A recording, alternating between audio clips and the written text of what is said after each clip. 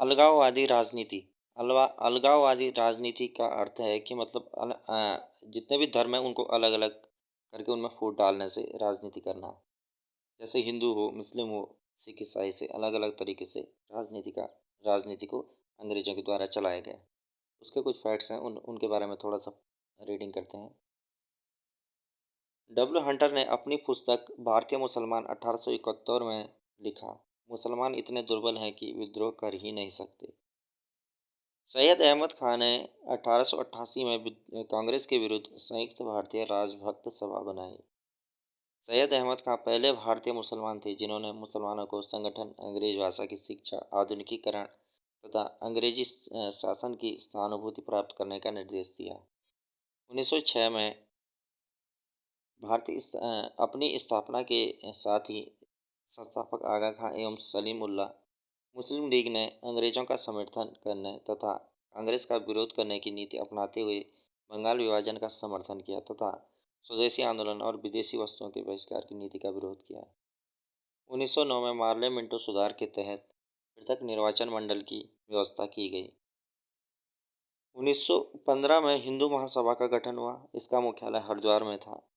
1917 में हरिद्वार में महाराजा नंदी कासिम बाजार की अध्यक्षता में हिंदू महासभा का अधिवेशन हुआ, जिसमें कांग्रेस लीग समझौता तथा चैम्सफोर्ड योजना और साइमन कमीशन का तीव्र विरोध किया गया। पाकिस्तान शब्द का पहली बार प्रयोग कैम्ब्रिज विश्वविद्यालय के छात्र चौधरी रहमत अली ने किया।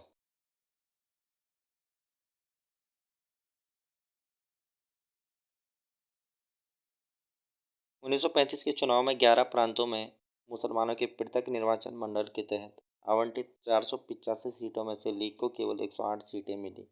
इस चुनाव में पश्चिमोत्तर सीमा प्रांत तथा सिंध में लीग को एक भी सीट नहीं मिली। 1939 में कांग्रेस मंत्रिमंडल ने इस्तीफा दे दिया। लीग ने इस दिन को 22 दिसंबर मुक्ति दिवस के रूप में मनाया। 23 मार्च 1940 को मुस्लिम लीग ने अपने 27वें अधिवेशन में अध्यक्ष मोहम्मद जिन्ना, सिकंदर हयात खां द्वारा लिखित तथा फजलुल हक द्वारा प्रस्तावित प्रस्ताव को पारित किया। 1942 में कांग्रेस ने त्यागपत्र दे चुके राजगोपालाचारी ने व्यक्तिगत स्तर पर एक फार्मूला पेश किया जिसे राजगोपालाचारी फार्मूला कहते हैं। राजगोपालाचारी फार्मूला की प्रमुख बातें निम्न थी: आबादी का स्थानांतरण स्वेच्छा से हो, लीग स्वाधीनता की मांग का तथा अंतरिम सरकार के गठन में कांग्रेस का सहयोग करें। बंटवारे की स्थिति में प्रतिरक्षा, संचार एवं वाणिज्य जैसे सेवाओं को संयुक्त रूप से बनाए रखा जाए। 25 जून 1945 को शिमला सम्मेलन में जिन्ना ने मांग रखी कि वायसराय की कार्यकारिणी में मुस्लिम सदस्यों को नामित करने का अधिकार केवल मुस्लिम लीग को हो।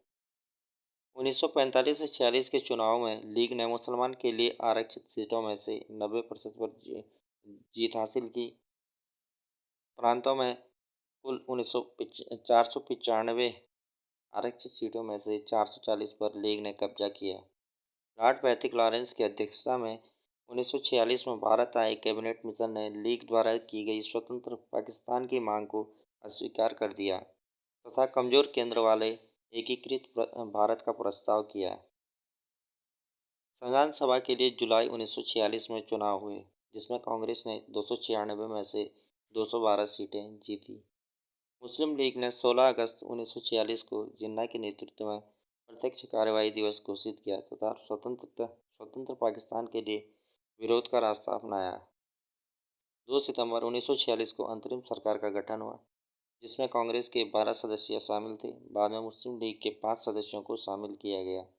जून 1947 की माउंटबेटन योजना में स्वतंत्र पाकिस्तान की मांग को स्वीकार कर लिया गया। Thank you.